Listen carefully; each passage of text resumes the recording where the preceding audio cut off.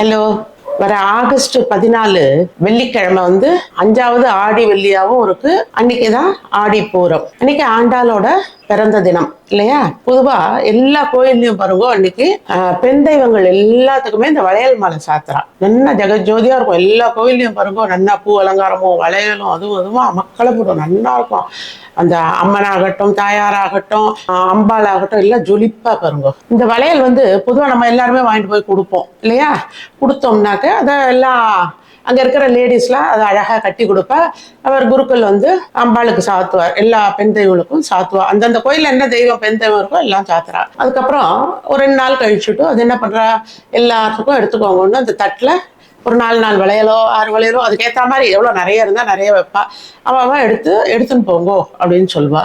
பொதுவாக இந்த வளையல் வாங்கி கொடுக்குற ஒரு நம்பிக்கை தான். எல்லாம் என்ன சொல்லுவா, சீக்கிரம் கல்யாணம் ஆகும், கல்யாணம் ஆகாதவளுக்குலாம் டக்குன்னு ஆயிடும் அப்படின்பா. கல்யாணம் ஆனவா குழந்தைக்காக காத்துட்டு இருக்கா பாருங்க, அவளுக்கு கொடுத்தோம்னா சட்டுன்னு குழந்தை பிறக்கும் அப்படின்பா.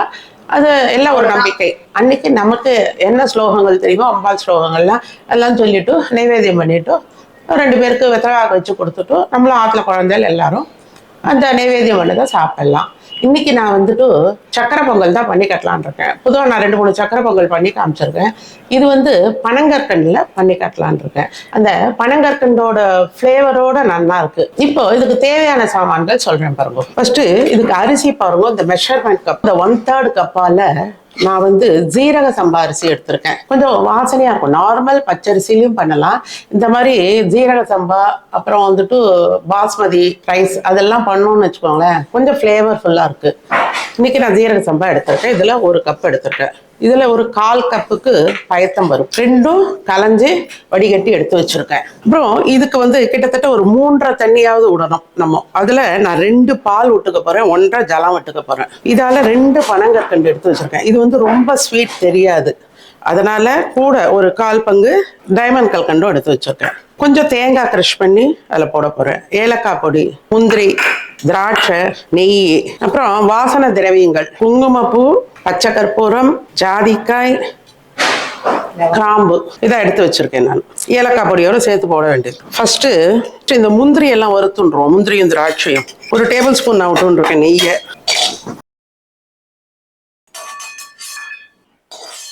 இந்த திராட்சை உப்பிட்டு அடுத்து இந்த அரிசியை போட்டுருவோம், பயத்தம்பருப்பும் போட்டுருவோம். இந்த ஜலம் வத்துற வரைக்கும் வறுத்துருவோம். இந்த நெய்யில் வறுபடும் போது கொஞ்சம் மணமாக இருக்கும் வேகத்தை. போதும், இது வறுத்தாச்சு பாருங்க. இப்போ வானலியில் ஒட்டலை அந்த அரிசி, அது வரைக்கும் ஒட்டின்னு இருந்தது இல்லையா, அந்த அளவு வறுத்தா போதும். ரொம்ப அப்படியே பொரிய வேண்டாம். இந்த ஜலம் வத்துற வரைக்கும் இந்த நெய்யில் பிரட்டினா போதும். இப்போது இது இந்த பாத்திரத்துக்கு டிரான்ஸ்ஃபர் பண்ணிடுவோம். குக்கரில் எந்த பாத்திரம் வைக்கிறோமோ அதில் போட்டுடலாம். இப்போ இதை குக்கரில் வச்சுடலாம். இப்போ ஃபஸ்ட்டு 2 பால் விட்டுடுறேன். இதில் நல்லா இருக்கும் பாலில் பண்ணும்போது. 2 நான் விட்டுடுறேன், 2 ஜலம் விட்டுட்டேன். மொத்தம் 4, 2 பால் 2 ஜலம், அவ்வளோதான். இதுலேயே நான் இந்த குங்குமப்பூவை போட்ட போகிறேன், உங்களுக்கு கலர் கிடைக்கும். அதனால்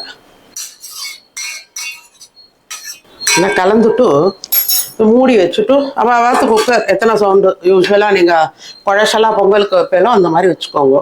இதை ப்ரெஷர் பண்ணி வந்து சிம்மில் வச்சு தான் வைப்போம். அதனால ஒரு சவுண்டு வந்தோடனே சிம்மில் வச்சுருவோம். அதனால் 5 சவுண்டு விட போகிறேன். இது முடிஞ்சவொடனே உங்களுக்கு காட்டுறேன். இப்போது நம்ம அது ஆகிறதுக்குள்ளேயும் இந்த பனங்கற்கண்டியும் கல்கண்டியும் போட்டு கரைச்சுன்றுவோம். மட்டா கொஞ்சோண்டு ஜலத்தை விட்டுண்டு கல்கண்டு பனங்கற்கண்டு 2ம் போட்டேன். ரொம்ப ஜலம் விடாதீங்க, ஓரளவு விட்ட போதும். ஏன்னா இதில் நிறைய மண்ணெல்லாம் இருக்கும் இந்த பனங்கற்கண்டில். இது கரைஞ்சதுக்கப்புறம் நல்லா வடிகட்டி அப்படியே வச்சுக்க வேண்டியது தான். இது கரைஞ்சதுக்கப்புறம் காட்டுறேன் உங்களுக்கு. இப்போ பாருங்க, இது 4 கொதி வந்து கரைஞ்சிருக்கு. இது வடிகட்டி விடுறேன். நிறைய அது டஸ்ட்டும் இருக்கும், அதனால தான். இப்போ வடிகட்டியாச்சு. இப்போது இந்த குக்கர் சவுண்ட் அடங்கி எடுத்துரும். குக்கரும் நல்லா வெந்துருத்தும். குங்குமப்பூ போட்டதால மஞ்சள் கலர் நல்லா கரண்டியால் ஸ்மாஷ் பண்ணிவிடும். சும்மா ஒரு 1/2 ஸ்பூன் நெய் விட்டுண்டு இந்த தேங்காய் துருவலை வதக்கின்றோம். 2 டேபிள் ஸ்பூன் தேங்காய் துருவல்.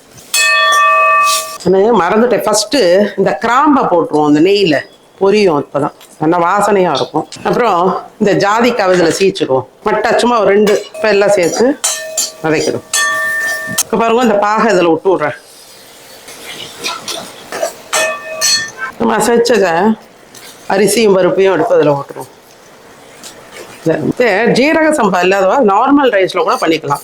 பட் இதனோட ஃப்ளேவர் நல்லா இருக்கேன்னு நான் பண்ணுறேன். ஆற்றுல இருந்தது, அதனால பண்ணுறேன்.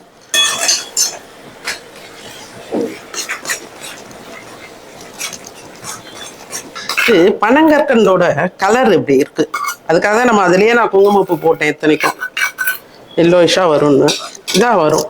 அப்படி வேணுங்கிறப்ப உங்களுக்கு கலராக வேணும்னா லைட்டாக அந்த கேசரி கலர் போட்டுக்கோங்க, அப்படி இல்லைன்னா துளி எல்லோ கலர் போட்டுக்கோங்க. முந்திரி திராட்சையை போட்டுருவோம். ஏலக்காய், சிட்டிக்கை பச்சை கற்பூரம் எடுத்து வச்சோம் இல்லையா, அது சிட்டிக்காய் கூட கிடையாது, சும்மா ஒரே ஒரு துளி மணல் அளவு போட்டிருக்கேன் நான். என்ன ரொம்ப போட்டாலும் வாசனை ஒரு மாதிரி இருக்கும் இல்லையா. இப்போது நெய் நல்லா ஒரு 2 ஸ்பூன் விட்டுருவோம் இறக்கிறதுக்கு முன்னாடி. நல்லா இந்த ஜாதி பத்திரி இருந்தால் கூட போடுங்க, நல்லா இருக்கும். துளியோண்டு எல்லாம் ஒன்று ஒன்று வச்சு எல்லாத்தையும் பொடி பண்ணிவிட்டு இந்த நெய்யில் பொரிச்சிட்டோன்னு வச்சுக்கோங்க, நல்லா கமன்னு இருக்கும். நல்லா ஃப்ளேவர்ஃபுல்லாக இருக்கும் நிஜமாவே. எல்லாரும் இந்த பனங்கற்கண்டு போட்டு ஒரு முறை ட்ரை பண்ணி பாருங்க, ஃபர்ஸ்ட் கிளாஸாக இருக்குது. மணக்க பனங்கற்கண்டு சக்கரை பொங்கல் ரெடி. ஸ்டவ்வை நிறுத்திடுறேன். இப்போ இந்த பனங்கற்கண்டு சக்கரை பொங்கலை நாங்கள் நைவேத்தியம் பண்ணிவிட்டு ஆளுக்கு ஒரு ஸ்பூன் எடுத்து வாயில் போட்டு பார்த்தோம். ரொம்ப நல்லா இருந்தது, ஃப்ளேவர்ஃபுல்லாக இருந்தது. அதே சமயம் 1-2 அப்படியே மண்ணு நரன்னு ரொம்ப இல்லை, 1-2 கிடைச்சது. அது ஆக்சுவலாக என்னோட ஃபால்ட்டு தான். அது என்னன்னா, இப்போ பாருங்க, இதில் தான் நான் வந்து வடிகட்டி காமிச்சேன் இல்லையா, பட் இதுலேயும் 1-2 போகிறது. அதனால நீங்கள் என்ன பண்ணுவோன்னா, இது பாருங்க, இந்த மாதிரி டபுள் ஸ்ட்ரெயினர் நான் சொல்லுவேன் பாருங்க, பழம்புளி வடிகட்டை எடுத்துப்பேன்னு சொல்லுவேன் பாருங்க. இது டபுள் லேயர் இருக்கு பாருங்க, இதுல இந்த மாதிரி டபுள் லேயர் இருக்க மாதிரி இருக்கிறதுல வடிகட்டிக்கோங்க. ஏன்னா நம்ம நார்மல் வெள்ளத்தை விட இதுல கொஞ்சம் மண் இருக்கத்தான் இருக்கு. ஆனா இது ஆக்சுவலா உடம்புக்கு நல்லதுன்றா, த்ரோட் இன்ஃபெக்ஷனுக்கு, இரும்பலுக்கு, அதெல்லாம் இந்த பனங்கற்கண்டு பாலில் போட்டு குடிக்க சொல்லுவா பாருங்க. அதனால இது நல்லது, உடம்புக்கு நல்லது, அவ்வளவுதான். பட் எல்லாத்துலயும் இருக்கு மண்ணு தூசெல்லாம், அந்த மாதிரி இதுலயும் இருக்கு. நீங்க இந்த மாதிரி இதுல வந்து வடிகட்டிக்கோங்க, அப்போ நல்லா இருக்கும். எல்லாரும் இந்த பனங்கற்கண்டு சக்கரை பொங்கலை ட்ரை பண்ணி பாருங்க, ஷூரா ரொம்ப நல்லா இருக்கும். இது ஒரு ஃப்ளேவர்ல இருக்கு. எல்லாரும் பண்ணி பார்த்துட்டு எப்படி வந்ததுன்னு கமெண்ட்ல போடுங்க. என்னோட வீடியோஸ்லாம் பிடிச்சிருந்தா லைக் பண்ணுங்க, ஃப்ரெண்ட்ஸ் அண்ட் ரிலேட்டிவ்ஸ்க்கு ஷேர் பண்ணுங்க, சப்ஸ்கிரைப் பண்ணாதவெல்லாம் சப்ஸ்கிரைப் பண்ணுங்க. தேங்க்யூ.